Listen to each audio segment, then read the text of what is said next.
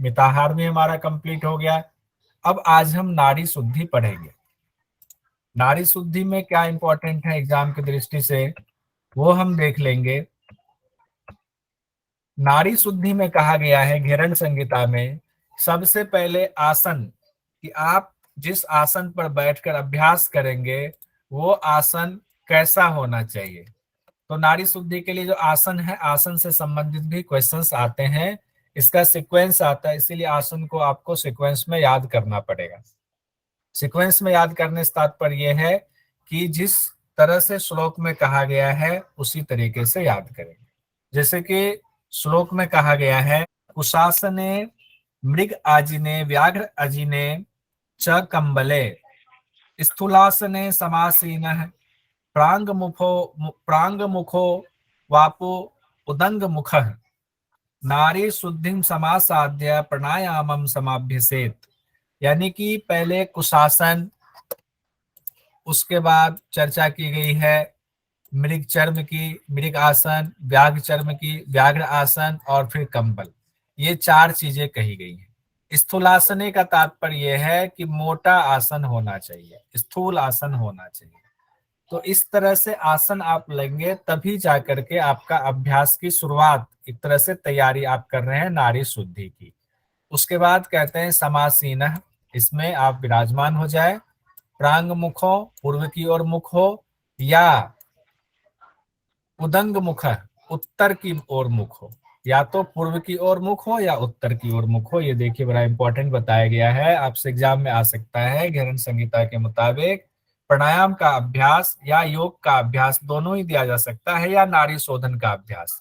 तीन शब्द का इस्तेमाल कंफ्यूज करने के लिए कर सकते हैं, क्योंकि आप इसको नाड़ी शोधन में पढ़ रहे हैं, लेकिन वहां हो सकता है आपको नाड़ी शोधन में किस मुख में अभ्यास करना चाहिए, किस तरफ मुख करके, या आपको दे सकता है प्राणायाम किस तरफ मुख करके करना चाहिए, या फिर आपको दे सकता है योग का अभ्यास किस तरफ मुख करके करना चाहिए। तीनों में से कुछ भी आ सकता है, तो पूर्व या उत्तर की दिशा में मुख करके करना चाहिए। नाड़ी शुद्धिम समासाध्या प्राणायाम समभ्यसेत, कि फिर पहले नाड़ी का शोधन कर लें, फिर प्राणायाम का अभ्यास करें। यानी प्राणायाम के अभ्यास के लिए आपके नाड़ियों की शुद्धि जरूरी है। तो कहा गया है, एक बार फिर से देखते हैं। कुश का आसन पहला, मृग चर्म दूसरा यानी मृग का आसन, व्याघ्र चर्म का आसन, और कंबल। तो इसको सीक्वेंस में याद कर लीजिए बहुत अच्छे से, कि पहले जो है कुश के आसन की चर्चा की गई है। कुश क्या होता है उस दिन भी चर्चा हो रही थी। कुश एक घास का नाम है, एक घास है जो पतली होती है घास और लंबी घास होती है, और कुश का घास जो है उसको काट करके सुखाया जाता है, फिर उसका आसन बनाया जाता है। तो हमारे एग्जाम के लिए इसीलिए मैंने साइड में 1 2 3 4 ये सीक्वेंस क्रम हमने रख दिया, ताकि ये एक बार आपके जब नोट्स ये मिलेगा तो वहां पर आपको कंफ्यूजन ना हो। तो कुश का आसन, मृग चर्म, व्याघ्र चर्म और कंबल। तो एग्जाम में ये आता है, एग्जाम में आप ऐसे नहीं लिख सकते कि कंबल को पहला नंबर, व्याघ्र चर्म दूसरा, मृग चर्म तीसरा, कुश आसन चौथा नंबर, नहीं। वहां क्रम ऐसे ही पूछा जाता है। अब सवाल यह है किस मुख में करना है, तो कहा गया है प्रांग मुख या उदंग मुख में, या तो पूर्व की ओर मुख हो या उत्तर की ओर मुख हो। ये नारी शुद्धि की बात हो रही है बारे में। अब चंड कपाली सवाल करते हैं जो शिष्य हैं, नारी शुद्धिम कथम कुर्यात नारी शुद्धि अस्तु कीदृशी तत्सर्वम श्रोतुम इच्छामि तद वदस्य दयानिधे। कहते हैं हे दयानिधे, हे घेरन ऋषि दयानिधे, ये जो आपने नारी शुद्धि के बारे में बताया हुआ है कि ये इतना फायदेमंद होता है, तो आप पहले नारी शुद्धि कैसे करना चाहिए, नारी शुद्धि का अभ्यास क्या है, हम ये जानना चाहते हैं उनके बारे में। तत् सर्वं, उनके बारे में सब कुछ जानना चाहते हैं आपसे। श्रोतुम इच्छा, मैं आपसे सुनने का इच्छुक हूं। हे दयानिधे तद वदस्य, आप उसको कहें। अब घेरन ऋषि कहते हैं, जवाब देते हैं, घेरंड उवाच, कहते हैं मल आकुलासु मलाकुलासु नाड़ीसु मारुतो नैव गच्छति प्राणायामः कथं सिद्धये तत्व ज्ञानम कथं भवेत। अब कितनी अच्छी यहाँ पर पहले नारी शोधन की विशेषता बता रहे हैं महर्षि घेरंड। महर्षि घेरंड कहते हैं कि एक एग्जाम में भी आ सकता है कि नारी शोधन का अभ्यास क्यों करना चाहिए, तो उसके लिए आपको ये पता होना चाहिए घिरन ऋषि ने क्या कहा था। घिरन ऋषि ने कहा था मलाकुलासु, मल आकुलासु, इसको तोड़कर पढ़े तो मल से भरी हुई जो नारियां हैं, नारीसु, वो मारितो नैव गच्छति, उनमें मारुतो मतलब वायु का प्रवाह जो है, वो जो संचरण है वो ठीक से नहीं हो पाता है। तो यानी कहते हैं मल से भरी हुई नारियों में वायु का संचरण नहीं होता है। प्राणायाम कथं सिद्धये तत्व ज्ञानं कथं भवेत, कहते हैं इसीलिए प्राणायाम कैसे सिद्ध हो और तत्व ज्ञान कैसे होगा, ये मैं पहले अब इसके बारे में मैं बताऊंगा कि प्राणायाम जो है कैसे सिद्ध हो और तत्व ज्ञान की प्राप्ति कैसे हो। तो उसके लिए नारियों की शुद्धि जरूरी है और नारी शुद्धि के लिए नारी शोधन जरूरी है। कहते हैं इसीलिए तस्मात् नारी शुद्धि आदो प्राणायाम ततो अभ्यसेत, कहते हैं पहले नारी शुद्धि फिर प्राणायाम का अभ्यास करें। तो पहले नारी शुद्धि का अभ्यास, आदो मतलब पहले, और उसके बाद कहते हैं प्राणायाम ततो अभ्यसेत, उसके बाद प्राणायाम का हम अभ्यास करेंगे। तो घिरन ऋषि बता रहे हैं और बड़े प्रेम से राजा चंडिकापाली उनके शिष्य सुन रहे हैं। उसके बाद कहते हैं अब यहां से बता रहे हैं नारी शोधन कितने प्रकार की होती है। कहते हैं नारी शुद्धि द्विधा प्रोक्ता समनु निर्मनु तथा, कहते हैं नारी शुद्धि द्विधा दो प्रकार की कही गई है, प्रोक्ता कही गई है। कौन कौन सी? समनु और निर्मनु। गिरन ऋषि कहते हैं कि नारी शोधन दो प्रकार की बताई गई है, समनु नारी शोधन और निर्मनु नारी शोधन। तो अब समनु क्या है और निर्मनु क्या है, उसको पहले अब घिरन ऋषि बता रहे हैं अपने शिष्य चंडकपाली से। कहते हैं बीजेन समनु कुर्यात निर्मनु धौती कर्मणा।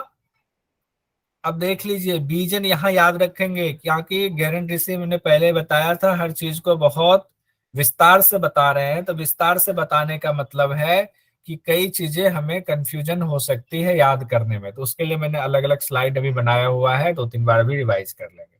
कहते हैं बीजन समनु कुर्यात, समनु जो, अब समनु क्या है, तो यहाँ पर समनु के साथ में हम नारी शुद्धि जोड़ देंगे।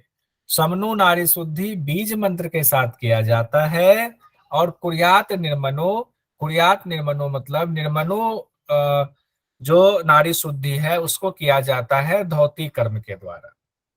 तब एक बीज मंत्र के द्वारा हो रहा है और दूसरा हो रहा है धौती कर्म के द्वारा। अब कहाँ धौती कर्म सटकर्म में है, अब उसके बारे में कहते हैं घिरन ऋषि आगे। धौती कर्म पुरा प्रोक्तम सटकर्म साधने, सटकर्म साधने यथा, कहते हैं धौती कर्म के बारे में पूरा मतलब पहले प्रोक्तम मतलब कहा गया है सटकर्म साधने यथा, सटकर्म के दौरान जब सटकर्म की साधन के बारे में चर्चा हो रही थी तब आपको मैंने बता दिया था धौती कर्म के बारे में। इसका मतलब ये है कि धौती कर्म के द्वारा जो नारियों की शुद्धि हो रही है वो आपका निर्मनु नारी शुद्धि की श्रेणी में उसको रखा गया। तो एग्जाम में आपका एक सवाल यहां बन गया कि धौती कर्म किस नारी शुद्धि के अंतर्गत आता है, तो धौती कर्म से को निर्मनु नारी शुद्धि के अंतर्गत हम रखते हैं। ठीक है, अब आगे बढ़ते हैं। कहते हैं कि श्रोणुस्व समनु चंड नारी शुद्धि तथा भवेत यथा भवेत, कहते हैं कि अब तुम सुनो हे चंड कपाले, अब सुनो कि समनु नारी शुद्धि कैसे की जाती है। क्योंकि यहां तक तो समझने वाला कुछ है नहीं क्योंकि समझा तो हमने पहले ही दिया है। अब जो समझने वाली बात है वो है समनु नारी शुद्धि कैसे की जाती है। अब समनु नारी शुद्धि की चर्चा व्याख्या घिरन ऋषि कर रहे हैं।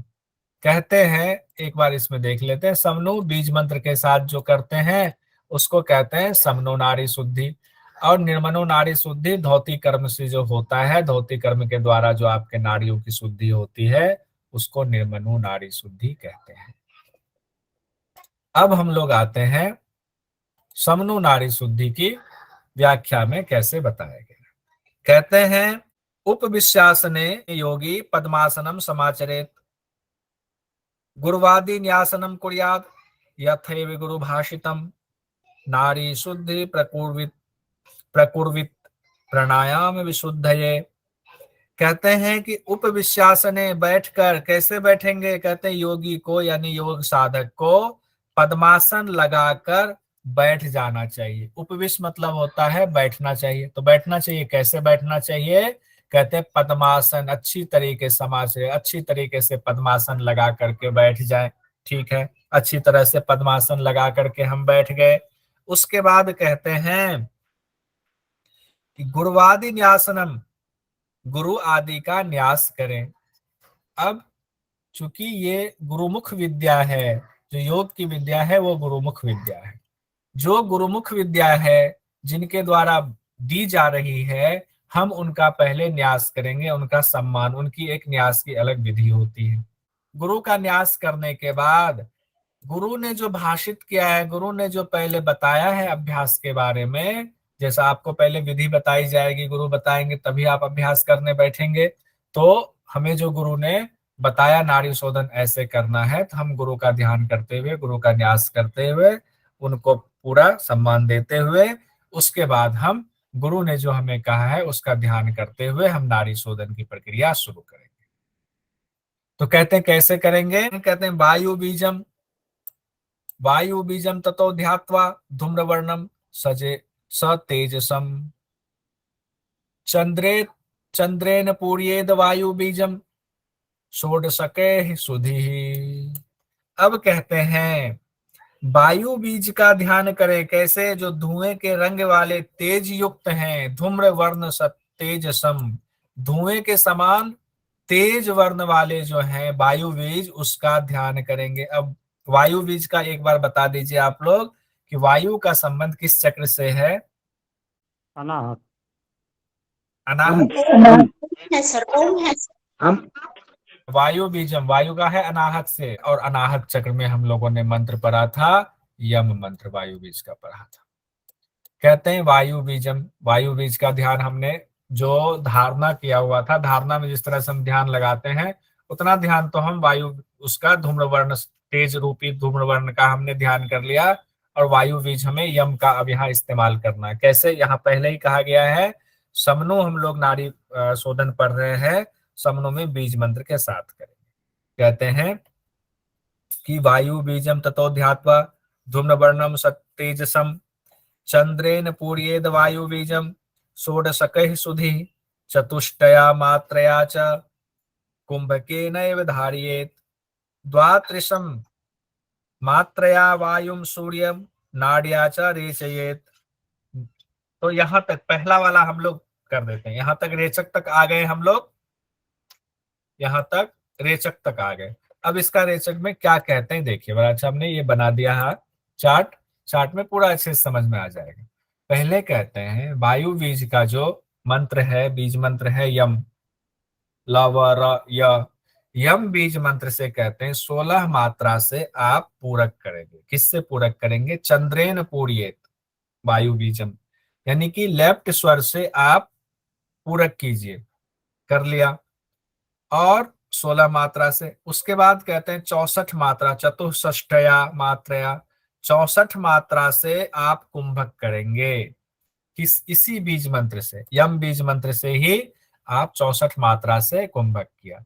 और उसके बाद कहते हैं द्वात्रिंश त्रिंसन मात्रा, मतलब कि 32 मात्रा से सूर्य नाड़ी से आप रेचन करें। सूर्य नाड़िया चरेचिए, सूर्य नाड़ी से आपने रेचन करें, यानी कि जो सीक्वेंस बना आपका वो 1, 4 और 2 का बना, रेशियो जो आपका बना कि आपने 16 मात्रा में लिया, 64 तक आपने कुंभक किया, 32 मात्रा से आपने रेचक कर दिया। गुरु जी, जी जी, मात्रा के विषय में मैं कहना चाहूंगा। हाँ मात्रा का बता कि दीजिए। जी बिल्कुल, अच्छा जी देखिए, मात्रा जो है इसके कोई निर्दिष्ट समय नहीं होता, ये आपके भावनाओं पे डिपेंड होते हैं। हम जब माला जप करते हैं तो उसमें आप देखिएगा कि एक तो 108 का मन का होता है। तो जब हम कोई मंत्र करते हैं तो उसमें तो बहुत सारे मंत्र होते हैं, बहुत सारे बीज मिला करके एक मंत्र होता है। किसी में 34 है, किसी में 54 है, किसी में 51 है। तो हम अगर एक राम का भी नाम लेते हैं तो एक राम को बोलने में हम एक मनका को जैसे आगे करते हैं, फिर दूसरे मनका में पहुंचते हैं तो आपके एक मात्रा कहलाएंगे। इस प्रकार से 108 जो मनका होते हैं उस माला का 108 तो ये आपको एक दाना, अगर रुद्राक्ष की माला है, उस एक दाना को क्रॉस करने में जितना समय लगेगा यम शब्द के लिए, समझिए वो आपका एक मात्रा हो गया। कितने समय लगते हैं? एक बार यम बोला, एक दाना क्रॉस किए तो हमारा एक मात्रा हो गया, दूसरा दाना क्रॉस किए दूसरा मात्रा हो गया। बहुत बढ़िया। अब आगे इसमें बढ़ते हैं। एक बार तो हमने लेफ्ट से ले लिया, कुंभक कर लिया, और हमने राइट से यानी पिंगला से हमने छोड़ दिया। उसके बाद फिर क्या करेंगे? फिर कहते हैं कि अब पिंगला से फिर हमें श्वास लेना। तो कैसे श्वास पिंगला से लेना है? 40 तक हो गया था। हाँ, कहते नाभि मूलाद वहनी उत्थाप्य धारियेत तेजो वनियुतम वहनी बीज षोडशेन सूर्य नार्या च पूर्येत। अब यहाँ भी फिर प्रक्रिया वही होगी, बस मंत्र बदल जाएगा। कहते हैं नाभि मूलादि वहनी, नाभि मूल में किसका स्थान है? अग्नि का स्थान हम लोगों ने पढ़ा हुआ है। नाभि मूल में अग्नि का स्थान है, उसको उठाना है। तो नाभि मूल में जो अग्नि है उसको उठाना है। धारियत तेजो, धारणा किसकी करनी है? उस तेज की धारणा करनी, उस अग्नि की धारणा करनी है। तो बीज मंत्र क्या होगा? वैनी बीज षोडशेन, 16 मंत्र तक जो वो बीज करेंगे हम, 16 मात्रा तक तो हम बीज मंत्र जाप करेंगे, वो अग्नि का बीज मंत्र जाप करेंगे। तो कौन सा होगा? नाभि वाला? रम रम रम रम लम बीज सर, होगा। लम। हम रम बीज मंत्र से सूर्य नारी से पूरक करेंगे। अब देख लिए कितना बढ़िया बताया गया। यहाँ पिंगला से हमने छोड़ दिया तो हम लोग अनुलोम विलोम में करते हैं, जिससे छोड़ा फिर उसी से शुरू करते हैं। अब पिंगला से रम बीज मंत्र से 16 मात्रा से हमने लिया। उसके बाद कहते हैं चतुष्टया च मात्राया कुंभ के नैव धारियेत। अब कहते हैं कि 64 मात्रा से उसी बीज मंत्र से हम क्या करेंगे? कुंभक करेंगे। उसके बाद कहते हैं द्वात्रिंशन मात्राया वायु शशि नाड्या च रेचयेत। अब 32 मात्रा से इरा से हम रेचक कर देंगे। लेफ्ट से शुरू किया था, लेफ्ट पे आकर के हम रुक गए। अब यहां तक देखिए, इसके बाद सीक्वेंस बिल्कुल चेंज हो जाएगा, ध्यान रखिए। इरा से हमने यहाँ लेफ्ट से लिया था, इरा से यम बीज मंत्र से कुंभक किया, पिंगला से छोड़ दिया। पिंगला से लिया, रम बीज मंत्र से कुंभक किया, इरा से छोड़ दिया। हमारा इसको अगर ऐसे करें हम लोग, जो व्यवहारिक तौर पर करते हैं, तो एक राउंड हमारा अनुलोम विलोम का अभ्यास कुंभक के साथ माना जाएगा। तो एक राउंड हमने कर लिया। अब एक राउंड करने के बाद आगे क्या करना है? अब आगे कहते हैं नासाग्रे शतधृक बिंबम ध्यात्वा ज्योत्सना समन्वितम। कहते हैं कि नासाग्रे, नासिका के अग्रभाग पर शशधृक बिंबम, यानी कि चंद्रमा का स्थान माना गया है नासिका के अग्रभाग पर। तो उस जो बिंब है, चंद्रमा वाला बिंब है नासिका के अग्रभाग पर, उसका ध्यान करेंगे। और ध्यान करने के बाद कहते हैं ठम बीजम षोडशे नैव इडिया पूर्येत मरुतः। हम ठम बीज मंत्र से, यहां पर गलत लिखा हुआ है, एक सेकेंड, ठम से नहीं होगा, यहां लिखा हुआ है ठम बीज षोडशे नैव इडिया पूर्येत। तो यहां पर तो कहा गया है ठम बीज मंत्र से हम करेंगे, लेकिन ठम बीज मंत्र इसमें गलत लिखा हुआ, मिसप्रिंट है। उसके बाद कहा गया चतुष्टया मात्राया च वम बीज मंत्रेन धारियेत। ठीक है, वम बीज मंत्र से धारण करते हैं। उसके बाद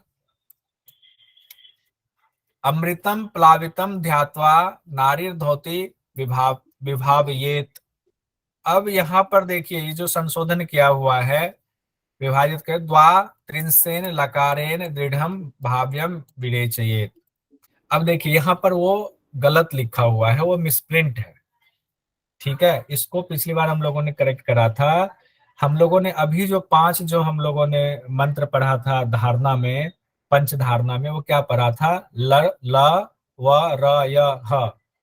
तो अभी हम लोगों ने उस 5 मंत्र में से हमने क्या क्या इस्तेमाल कर लिया? यम हमारा इस्तेमाल हो गया, रम हमारा इस्तेमाल हो गया, और यहाँ कंफ्यूजन यहाँ है ना ठम वाला, यहाँ वम में कोई कंफ्यूजन नहीं है, लम में कोई कंफ्यूजन नहीं है।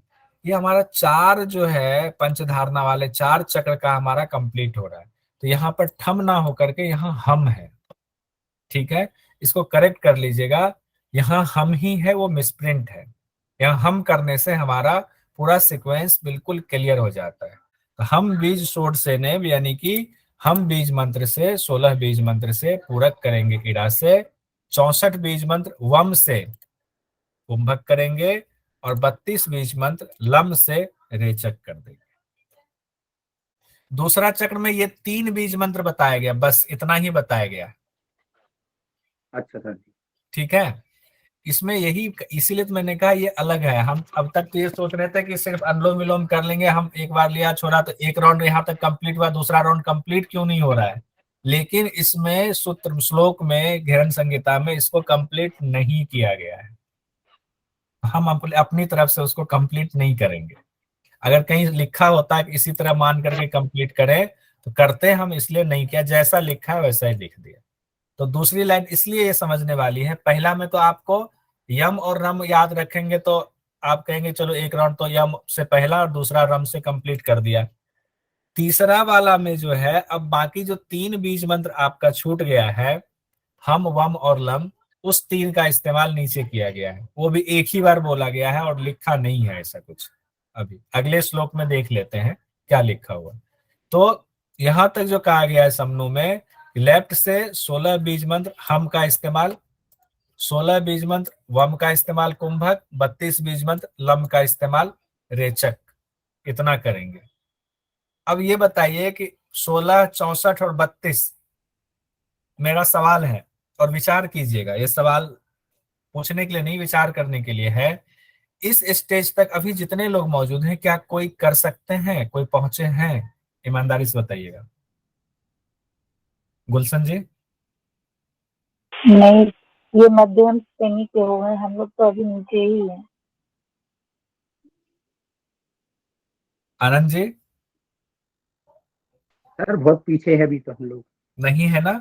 तो मैं ये कहना चाह रहा हूं कि घेरन ऋषि ने डायरेक्ट बताया हुआ है कि ये आपका फाइनल स्टेज है। अब डायरेक्ट उन्होंने समनू का बता दिया, नाड़ी शोधन का ये आपका स्टेज है, लेकिन क्या डायरेक्ट कोई भी साधक यहाँ तक पहुंच सकता है? नहीं। इसका मतलब है यहाँ तक पहुंचने के लिए इससे पहले जरूर कोई विधि होगी, कुछ मात्रा कम ज्यादा होगा, या गुरु ने कुछ इस स्टेज तक पहुंचने का कुछ तरीका बताया होगा। पक्का मान लेते हैं कुछ तो तरीका जी सर। उन्होंने जी कुछ सर। खास बताया होगा, तब जाकर के आप यहाँ तक पहुंच सकते हैं। तो यहाँ तक पहुंचने के लिए तो इसका मतलब गुरु के लिए बहुत सारी चीजें छोड़ी हुई है। अब आगे कहते हैं, एवं विधाम नारी शुद्धि कृत्वा नारी विशोधयेत दृढ़ो भूत्वासनम कृत्वा प्राणायामम समाचरेत। अब कहते हैं कि इस विधा से आपने नारी का शोधन कर लिया, सारी नारियों में जो मल जमा हुआ था वो मल की शुद्धि आपने कर ली, नारी का शोधन कर लिया। अब उसके बाद कहते हैं आराम से जो है दृढ़ होकर के आसन में बैठ जाए, स्थिरता के साथ आसन में बैठ जाए और प्राणायाम का अभ्यास करें।